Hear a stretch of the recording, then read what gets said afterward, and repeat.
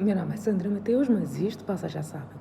O que não sabem é que hoje recebi uma pergunta muito interessante. A pergunta foi: como perder o medo de falar em público de forma efetiva? Assim, direto, prático. Vamos começar da seguinte base. O que nós entendemos como medo de falar em público, na verdade, tem por trás diferentes situações que estão intrinsecamente ligadas ao indivíduo que entende ter medo de falar em público. Dito de outra forma, quer dizer que quando eu digo que tenho medo de falar em público, eu estou numa condição diferente da Joana ou do Miguel, que também estão a dizer que têm medo de falar em público.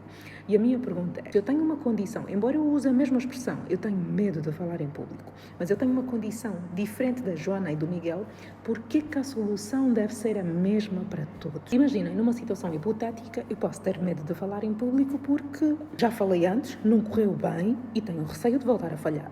A Joana pode ter medo de falar em público por não saber as regras, não saber como posicionar-se, ter receio de não fazer de forma correta. Já o Miguel, às tantas, tem medo de falar em público porque fica nervoso quando se sente julgado. São situações diferentes, porque razão é que a fórmula será a mesma para os três casos. Eu entendo a nossa necessidade sobre trabalhar a nossa comunicação e melhorar a nossa apresentação em público, e é legítima a pergunta de como perder o medo de falar em público.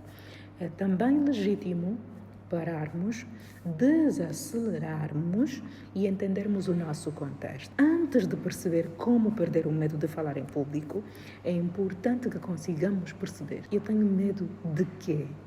Ao que se traduz o meu medo de falar em público?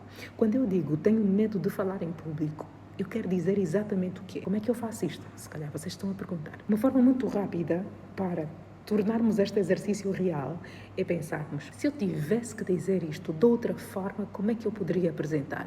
Imaginem que agora não podem dizer que têm medo de falar em público. Como é que diriam isto? Tenho receio do que as pessoas vão pensar a meu respeito, não me sinto preparada, sinto que não sei suficiente para falar, sinto que a audiência sabe mais do que eu, sinto que não sei bem como me devo posicionar em palco. Reparem que estas expressões todas trazem outros medos acumulados, ou seja, inseridos no que nós dizemos medo de falar em público.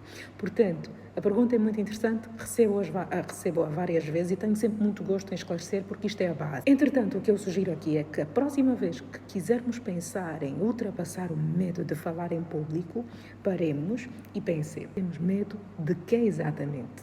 Primeiro nós temos de conhecer para depois combater.